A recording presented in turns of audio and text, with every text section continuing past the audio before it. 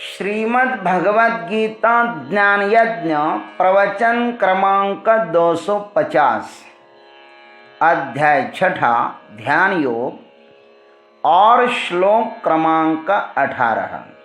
जय महाकाल। आज 8 जनवरी है। आज से उज्जैन नगरी में होने वाले अपने महामृत्युंजय महायज्ञ की पूर्णाहुति के ठीक 411 दिन शेष है। जय महामृत्युंजय महायज्ञ। ओम त्र्यंबकं यजामहे सुगंधिं पुष्टिवर्धनम् उर्वारुकमिव बन्धनान् मृत्योर्मुक्षीयमामृतात्। सदाशिवसमारम्भान् शङ्कराचार्यमध्यमाम् अस्मदाचार्यपर्यन्तां वन्दे गुरुपरम्पराम्। वसुदेवसुतं देवं कंसचाणूरमर्दनं देवकी परमानन्दं कृष्णं वन्दे जगद्गुरुम्। ओम तत्सत्। भगवान श्री कृष्ण परमात्मा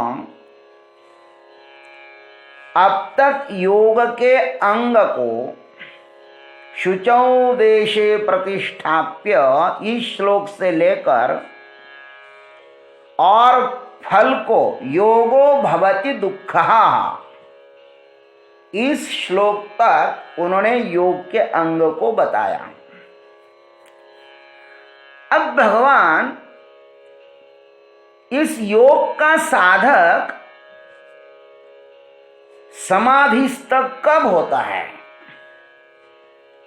उसके विषय में कहते हैं। आइए हम लोग भगवान की भाषा में सुनते हैं। यदा विनियतं चित्तम् आत्मन्नेवावतिष्ठते निःस्पृहः सर्वकामेभ्यः युक्तः इत्युच्यते तदा। यदा विनियतं चित्तम् आत्मनि एव अवतिष्ठते,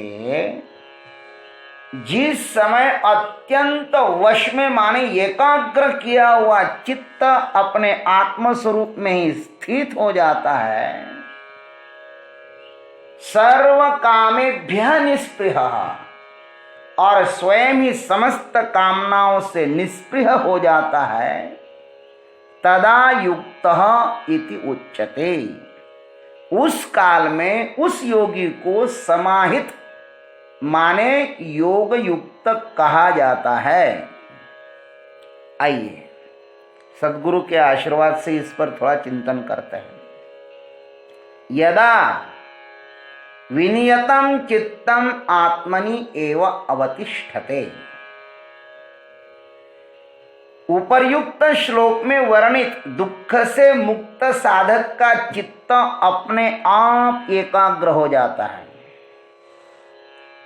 जिस चित्त की हर दिन सफाई होती है ना, वह सदैव स्वच्छ ही रहता है। अशुद्ध चित्त में अनेक तरह के विक्षेप रहते हैं, जिसके कारण वह दुखी होता है। अपने चित्त की ओर दुर्लक्ष्य करने से वह दूषित होता है। अतः योगाभ्यास से उसको हर दिन स्वच्छ करना चाहिए। जिस तरह तन को स्वच्छ करते हैं, उसी तरह मन को भी हर दिन स्वच्छ करना चाहिए। भगवान ने इस अध्याय में अनेक उपाय बताए हैं मन को स्वच्छ करने के। मच्चित्तो युक्तासीत मत्परः यह भी कहा है, और 17वें श्लोक में 5 बातें भी बताइए भगवान ने। भगवत स्मरण के साथ आहार विहार भी शुद्ध होना चाहिए। अंतःकरण जब नियंत्रित हो जाता है, अंतर बाह्य के समस्त विक्षेप जब बंद हो जाते हैं, तब चित्त अंतर्यामी परमात्मा में अपने आप स्थिर हो जाता है। मावली ने दृष्टांत दिया, जैसे भाग्याच्या भडसे उद्यमाचे निमिसे मग समृद्धि जात आपैसे घर रिहे। जैसे भाग्योदय हो जाए तो छोटे उद्योग के निमित्त से संपत्ति अपने आप घर आ जाती है। तब आत्मा को छोड़कर चित्त और कहीं रम ही नहीं सकता, उसकी आत्मा में सहज गति हो जाती है।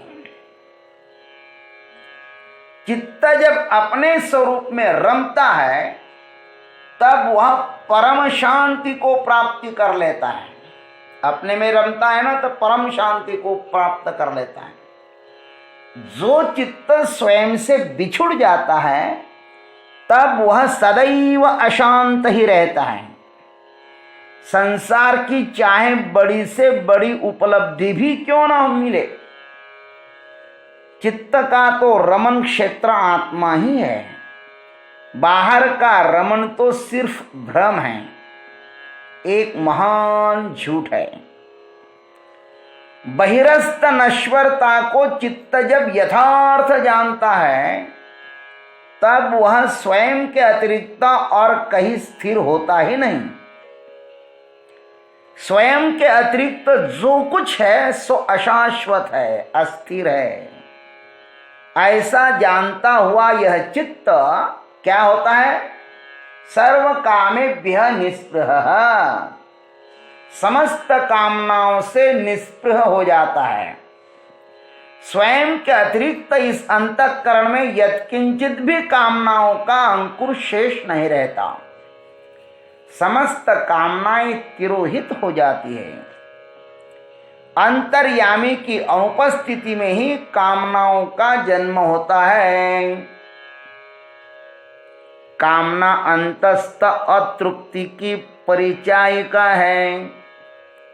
भीतर की अतृप्ति को भरने के लिए ही यह मनुष्य स्वर्ग तक की कामनाएं करता रहता है। इसी आशा से वह जी लेता है कि कामना पूरी हो जाए तो तृप्ति मिले, किंतु यह गणित, यह हिसाब उल्टा हो जाता है। यदा कदा कामना तो पूर्ण हो भी जाती है, किंतु अतृप्ति और भी बढ़ती जाती है। इसलिए अंतस्थ अंतर्यामी को छोड़कर बाहर तृप्ति ढूंढना यह एक बहुत बड़ा भ्रम ही है। जो अपने में रुक गया है उसकी समस्त कामनाएं तिरोहित हो जाती हैं। वैसे ही जैसे सूर्योदय होते ही अंधेरा अदृश्य हो जाता है। तब क्या होता है? भगवान लिखते हैं तदायुक्तः इति उच्यते। उसी क्षण यह साधक योगी कहलाता है। यह गीता के योगी का सच्चा लक्षण है। पर से छुटकर स्वयं के साथ जुड़ने का नाम योग है। चित्त वृत्तियों को विषयों से रोककर आत्मस्वरूप में स्थित करने का नाम योग है। योग मार्ग है, गंतव्य नहीं। ये ध्यान रखना। जो आजीवन योग मार्ग पर ही रुका हुआ है वह गंतव्य तक पहुंच नहीं पाता। योग भगवान के मंदिर का दरवाजा है।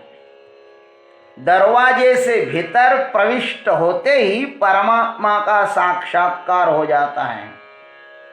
भगवान दरवाजे के कारण अदृश्य है और हमने दरवाजे भी अपने ही निर्मित किए हैं। अपने अपने दरवाजे बनाए हमने।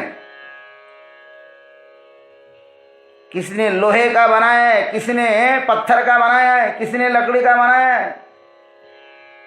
पता नहीं कैसे कैसे दरवाजे बना के रखे हैं। किसी ने तो ऐसे बनाए कि दरवाजा खुलता ही नहीं। खैर, अपने अपने दरवाजों से अपने अपने को मुक्त होना होगा। जैसे शांति हमारा जन्मजात स्वभाव है, किंतु अशांति के जितने सारे कारण हैं वह हमारे द्वारा निर्मित है। मेरा ही दुराग्रह अशांति के लिए कारणीभूत होता है। स्वास्थ्य शरीर की नियति है, किंतु रुग्णता मानव द्वारा निर्मित है। रोग हमने निर्माण किए हैं। स्वास्थ्य शरीर तो महाराज भगवान ने दिया है। असंतुलित अनियमित जीवन ही रुग्णता का कारण हो जाता है।